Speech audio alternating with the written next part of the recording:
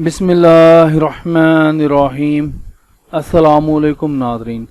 तमाम तारीफ़ें अल्लाह ताला की पाक ज़ात के लिए जो इस जहान की खालिक, मालिक और परवरदिगार है, और लाखों करोड़ों अरबों खरबों दरूद और सलाम अल्लाह ताला के आखिरी नबी और रसूल हज़रत मोहम्मद मुस्तफ़ा अहमद मुजतबा सल्लल्लाहु ताला अलैहि वसल्लम पर और आप सल्लल्लाहु ताला अलैहि वसल्लम की आल पर। नाज़रीन, उम्मीद करता हूँ कि आप सब अल्लाह ताला के फजल व करम से खैर आफियत से होंगे, और अल्लाह ताला से दुआ करता हूँ कि अल्लाह ताला आपके लिए हर नेक काम में आसानियाँ फरमाए। आमीन सुम्मा आमीन। नाज़रीन, जैसा कि आप जानते हैं कि मेरी ज़्यादातर जो वीडियोस होती हैं वो यंग वकला के लिए होती हैं। जैसे कि पिछली वीडियो थी जिसमें मैंने 16 टिप्स दिए थे यंग वकला को कामयाब वकील बनने के लिए। तो आज की इस वीडियो में हम लोग बात करेंगे कि एक नए वकील को अच्छा वकील, माहिर वकील बनने के लिए किन किन चीज़ों पर महारत हासिल होनी चाहिए। यानी कि जो नया वकील आया है उसको कामयाब होना है तो उसके लिए कौन सी जो कानूनी बातें हैं उनसे मुतल्लिक उसको इन्फॉर्मेशन होनी चाहिए। तो इनको जानने के लिए चलते हैं अगली स्लाइड। नाज़रीन, हर शोबे में बर्दाश्त को बहुत ज़्यादा अहमियत हासिल है। तो जितनी अहमियत वकालत के शोबे में बर्दाश्त को हासिल है, सब्र को हासिल है, तवक्कल को हासिल है, उतनी दुनिया के किसी शोबे में भी इसको इतनी ज़रूरत नहीं पड़ती।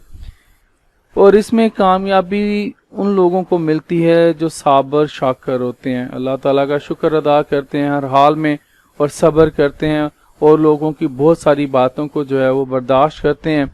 नाज़रीन, पहले नंबर पर आपको जो एक नए वकील को बर्दाश्त पर जो है महारत हासिल होनी चाहिए। सबसे ज़्यादा बर्दाश्त की ज़रूरत होनी चाहिए। पहले कुछ साल जो हैं वो बर्दाश्त किए हैं। कानून तो जो है वक्त के साथ साथ जो है वो आ ही जाएगा। जब कोई केस आएगा प्रैक्टिकल में कानून सीख लिया जाएगा, लेकिन बर्दाश्त की वजह से पहले कुछ साल जो कि मुश्किल हैं वो गुजार लें। इसके बाद सब जो है वो आसान हो जाएगा। अगर रास्ते में भौंकने वाले हर कुत्ते को पत्थर मारने शुरू कर दिए जाएंगे तो मंजिल पर पहुंचना मुश्किल नहीं बल्कि नामुमकिन हो जाता है।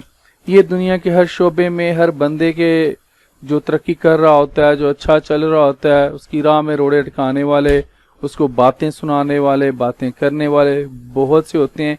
और कामयाब बंदा जो होता है वो किसी की परवाह नहीं करता बल्कि उनकी बातों को नज़रअंदाज करता है और ये कहता है कि मैंने अब आगे निकलना है। ये जो कहते हैं कहते रहें, मुझे आगे जाना है, मैंने अपनी मंजिल जो है उस तक पहुंचना है, और ये जो हर्डल्स हैं मेरे लिए, ये मुझे मजबूत करने के लिए ये हर्डल्स हैं, ये बात ज़हन में रखें। दूसरी जो महारत होनी चाहिए कि जब आपने कानून का इम्तहान पास कर लिया है तो उसके बाद आपको एक अच्छा प्रोफेशनल जो है वो लॉ चैम्बर है जो है उसका इंतखाब करना और उसे ज्वाइन करना, ये भी आपके लिए एक महारत है कि आप कैसे एक अच्छे लॉ चैम्बर का इंतखाब करते हैं। तीसरी एक नए वकील में महारत जो होनी चाहिए वो ये है कि अगर आपको अच्छा उस्ताद नहीं मिला तो आप उसे तब्दील करके जो पिछला तजुर्बा था उसको बेहतर करने की जो है वो कोशिश करें। ये भी आप में एक महारत होनी चाहिए एक नए वकील में जो वकालत के शोबे में आया है। चौथी महारत एक वकील में नए आने वाले में होनी चाहिए कि उसको नोटिस जो भेजे जाते हैं वो लिखने आने चाहिए, तलबाना समन्स फहरिस्त उसको बनानी आनी चाहिए, हिसार फहरिस्त जिसको डिपेंडेंट लिस्ट कहते हैं, दस्तावेज़ात के मुख्तलिफ किस्म की उनके जो खाना जात हैं वो पुर करने आनी चाहिए। पाँचवें नंबर पर जो है उसको जो महारत हासिल होनी चाहिए एक वकील को वो है दावा लिखना उसको आना चाहिए। हर किस्म का उसको दावे को दायर करने का पता होना चाहिए। ज़मानत की दरख्वास्त लिखना और दायर करना। नाज़रीन, मैंने लीगल ड्राफ्टिंग का एक सिलसिला शुरू किया था, उसमें मुझे इतना रिस्पॉन्स नहीं मिला, लेकिन मैंने उसमें बहुत सारी बातें जो हैं वो क्लियर कर दी हुई हैं लीगल ड्राफ्टिंग के हवाले से।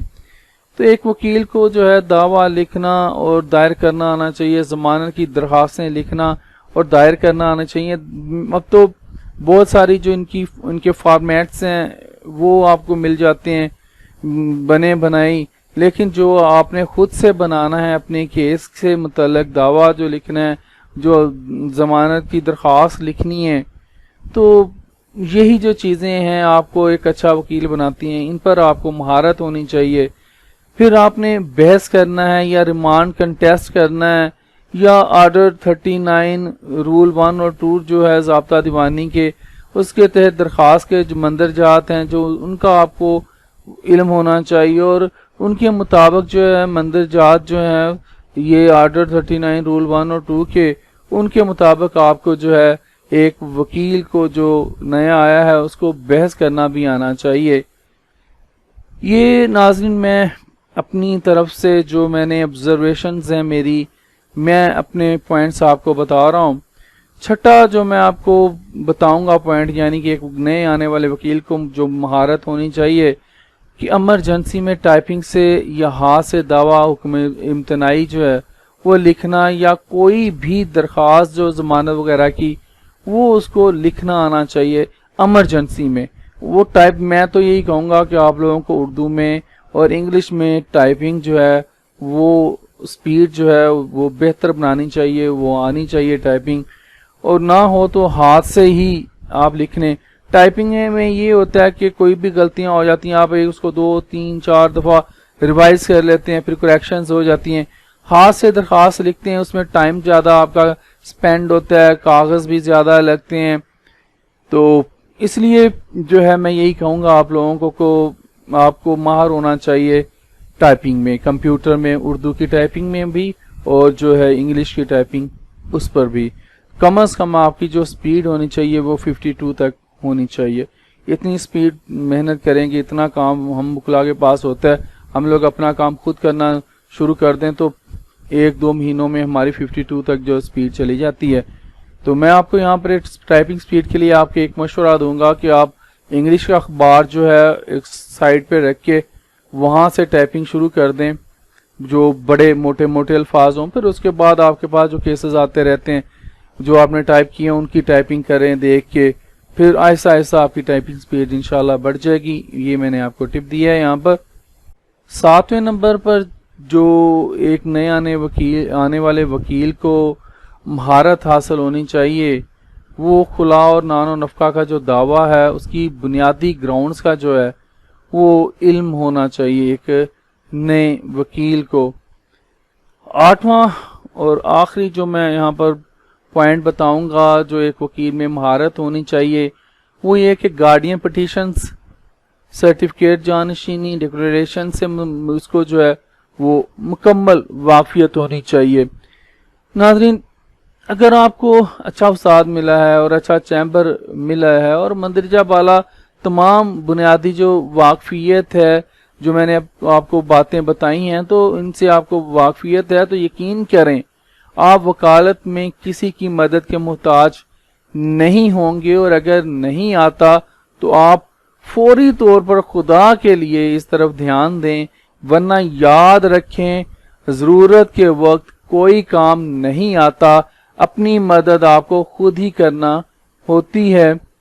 اپنی اصلاح کریں اور نئی جد و جہد کا آغاز کریں. اپنے رجسٹر جو یا ڈائری بنائیں، اہم پوائنٹس لکھتے رہا کریں. فارغ ٹائم آپ کو ملے تو میں آپ کو مشورہ دوں گا کہ لائبریری میں بیٹھ کر جو ہے وہ مطالعہ ضرور کریں. تو ناظرین آج کے لیے اتنا ہی. زندہ رہا تو انشاءاللہ پھر آپ کے ساتھ اگلی ویڈیوز میں ملاقات ہوگی. اجازت دیجیے. اللہ حافظ.